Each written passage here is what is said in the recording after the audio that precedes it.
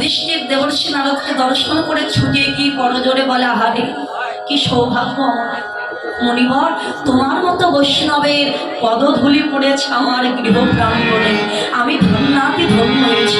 কৃপা করে সকল আসন গ্রহণ বসতে দিয়েছি, চরণ ধৌত করেছে, চরণ সেবা করছে। নারদ বলে, আচ্ছা আমি কেন এলাম তুমি তো একবারে জিজ্ঞাসা করো, বলো কেন কেন এসেছো? আমার কৃষ্ণ পাঠিয়েছে তাই এসেছি। কৃষ্ণ কৃষ্ণ পাঠিয়েছে? আমার কাছে কৃষ্ণ পাঠিয়েছে? কৃষ্ণ আমাকে এখনো মনে রেখেছে, আমাকে ভুলে যায়নি, সে এখনো আমায় মনে রেখেছে। হ্যাঁ মনে রেখেছে, তাই 3টি মালা দিয়ে পাঠিয়েছে, বলেছে 3 জনকে পড়ানোর জন্য। বলো তো দেখি তোমাদের মধ্যে উত্তম কে?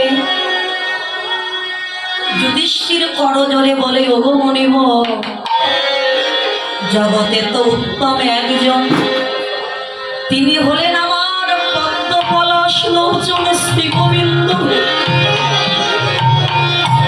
যদি মালা পড়াতে হয় ওই উত্তমের মালা আমার গোবিন্দের গলায় পরাইব। উত্তমের অধিকারী একমাত্র আমার ভগবান শ্রীকৃষ্ণ। আচ্ছা যুধিষ্ঠির, উত্তম যদি কৃষ্ণ হয়, মধ্যম কে? নিশ্চয় তুমি। করজোড়ে বলে, ওগো মণিবর, মধ্যম হলে স্বয়ং তুমি। আমি?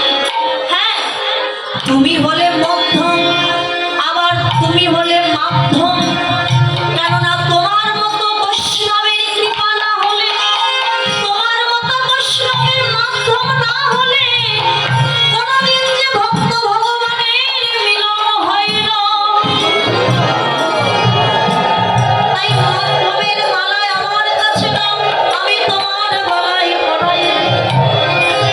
ও যুধিষ্ঠির, উত্তম যদি কৃষ্ণ হয়, মধ্যম যদি আমি হয়, অধমকে? যুধিষ্ঠির করজোড়ে মাথা নিচু করে কেঁদে কেঁদে বলে, ওগো মণিবর, এই সারা জগৎ মাঝে বলো আমার মতো অধম কে বা আছে? কেউ নয় আমার মতো অধম, আরে কে বা আছে? আমি একদিন কৃষ্ণ বলে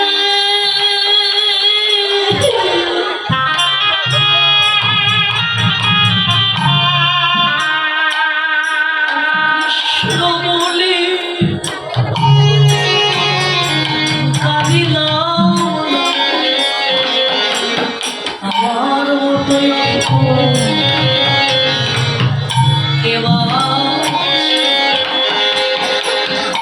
একদিন কৃষ্ণ বলে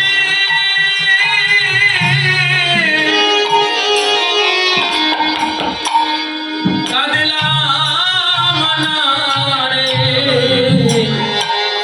বলে আমার মতো অধম, আরে কে বা আছে? মণিবর, তুমি আমার কৃষ্ণকে গিয়ে বলো, সে আমায় সুখে নাই বা রাখুক, ওই আমায় দুঃখে রাখুক, শুধু যেন ওই কৃষ্ণ চরণ ছাড়া আমি যেন কৃষ্ণ চরণ ছাড়া আমায় করে না দেয়, কৃষ্ণ চরণ ছাড়া আমায় করে না দেয়। আমি কত জনমে আমি অপরাধী ছাড়া আমি কত জনমে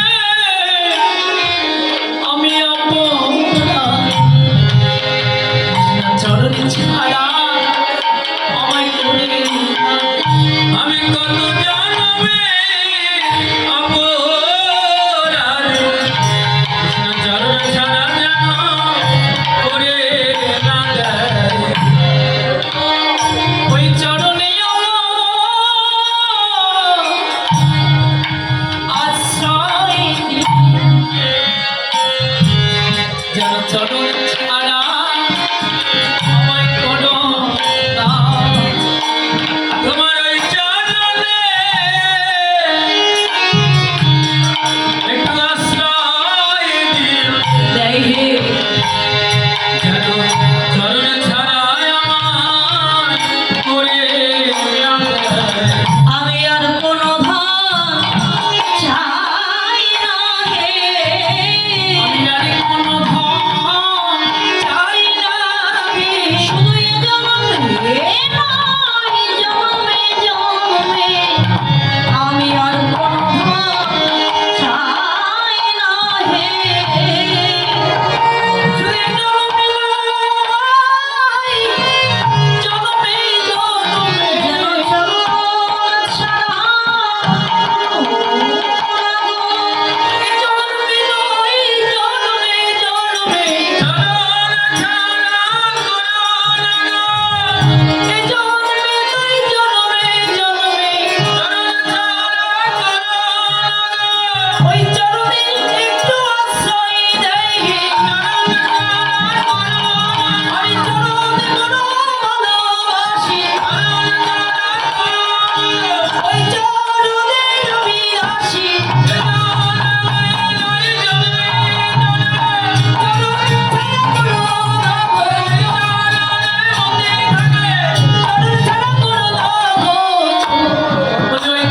পেরেছি কেন তুমি পাণ্ডব পক্ষ অবলম্বন করলে?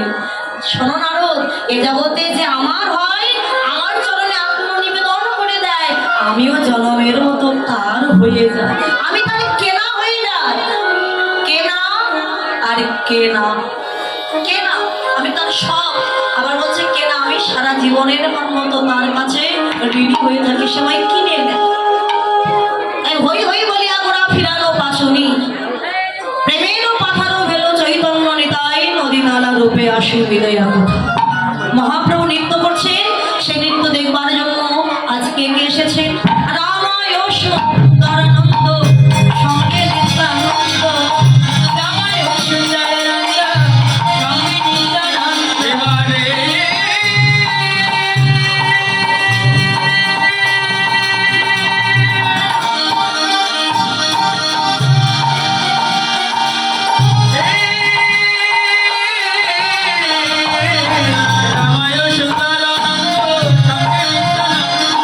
আয় গৌরী দাসের হৃদয়ে বড় দয়ালু, আয় গৌরী দাসের হৃদয়ে বড় দয়ালু, এদের আনন্দ ভরে না,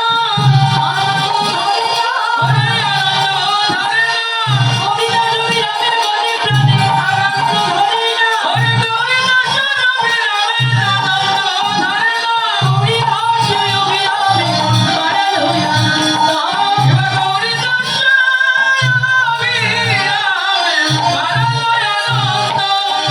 রামায়ণ সুন্দরানন্দ ঠাকুর কে এসেছেন মহাপ্রভুর কাছে? বৃন্দাবনে কৃষ্ণ মায়ের কোলে বসেছিলেন, কৃষ্ণকে নিয়ে যেতে যেসব সখা গিয়েছিলেন, আজকে কলিযুগে তারাই এসেছেন মহাপ্রভুর কাছে।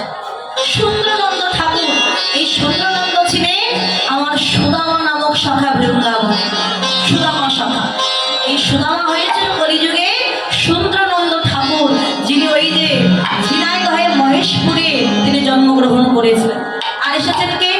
সঙ্গে নিত্যানন্দ। নিত্যানন্দ ছিলেন বলরাম, বলরাম হয়েছে নিতাই।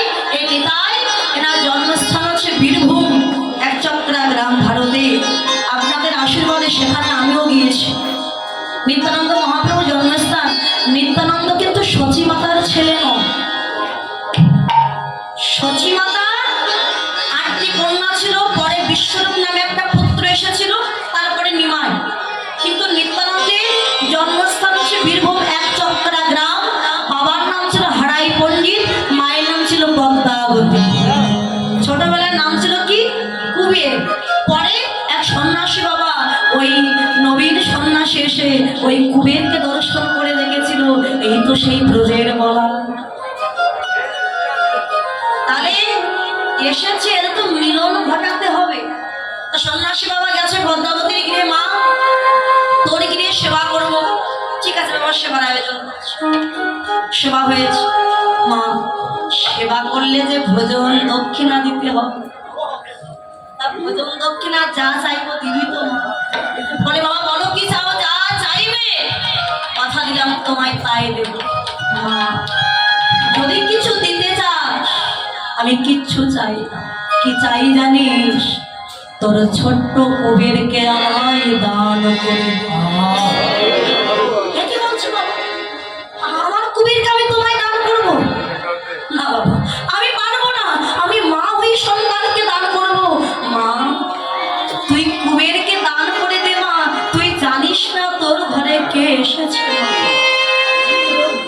এই কলির জীব তো দান করতে এসেছে, মায়ায় বদ্ধ হয়ে সন্তানকে বুকে রাখলে তো কলির জীব উদ্ধার হবে না। তারপরে কিন্তু কুবেরকে সন্ন্যাসী বাবা নিয়ে গিয়েছিলেন, তারপরে নাম হলো নিত্যানন্দ। এই নিত্যানন্দকে নবদ্বীপে মহানগর সঙ্গ লাভ করিয়েছিল, সে অনেক কাহিনী বাবা সঙ্গ লাভ করিয়েছিলেন। তাই আমরা বলি নিতাই গৌরী দুটি ভাই, দুটি ভাই বললো কেন না এই নিত্যানন্দ বিশ্বরূপ যখন একটু বুঝতে শিখে সন্ন্যাসী হয়েছিলেন, শুধু নিমাই কিন্তু আবার সন্ন্যাসী হয়নি, বিশ্বরূপও সন্ন্যাসী হয়েছিলেন। এই বিশ্বরূপ মিশ্র মানে নিমাইয়ের বড় ভাই ওই নিত্যানন্দের সাথে এক হয়ে গিয়েছে। যেহেতু বিশ্বরূপ দাদা আবার নিমাইয়ের সাথে নিতাইয়ের সাথে এক হয়ে গেছে, সেই সম্পর্কে বলে যে নিতাই গৌর দুটি ভাই। নিত্যানন্দ আর বিশ্বরূপ একই কলেবর বাবা, দুইজন এক হয়ে গিয়েছিলেন পরবর্তীতে। তা নিত্যানন্দ এসেছে আর সঙ্গে সাথে কে, গৌরীদাস আর অভিরাম। এই গৌরীদাস ছিলেন বৃন্দাবনের সুবল নামক শাখা, কলিযুগে যে গৌরীদাস, আর অভিরাম ছিলেন বৃন্দাবনের শ্রীদাম নামক শাখা, যিনি হয়েছেন অভিরাম। মানে শ্রীদাম সুদামা আর নিত্যানন্দ মানে বলরাম আর সুবল, এরা গিয়েছিল কিন্তু মা যশোমতীর কাছে, যে মা গোপাল দাম ভাইকালায় উঠে। আজকে তারা এসেছে প্রভুর কাছে, তাদের সবার নৃত্য দেখে বলিয়া নাগরিকগণ নৃত্য করছে কেমন হবে, বাহু তুলি গোরা চাঁদ হরে হরে হরে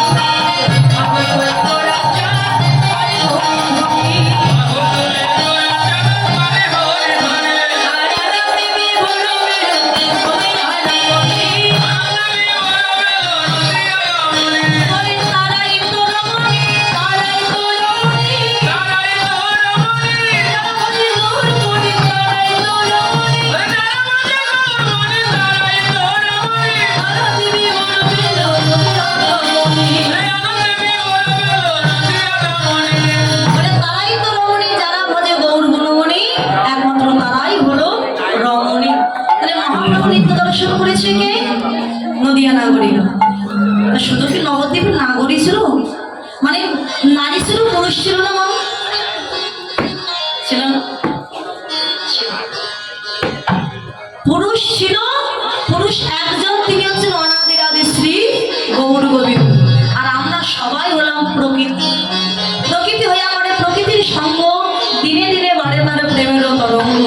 যত নর নারী আছে বিশ্বের মাঝারে প্রকৃতির অংশ ইহা জানিবে অন্তরে। আমরা সবাই প্রকৃতি, এখানে যদি প্রকৃতি বসে থাকে, পুরুষ যদি না থাকে, একমাত্র প্রভুর নাম গুণকীর্তন শ্রবণ করছে এই প্রকৃতিরা, কোনো পুরুষ শ্রবণ করছে না। তাই সেখানেও শুধু প্রকৃতি ছিল, কোনো পুরুষ নয়। তাই মহাপ্রভু নিত্য দেখে পদকর্তা বাসুদেব ঘোষকে বলে হরিবল বাসুদেব ঘোষে কহে হরিশ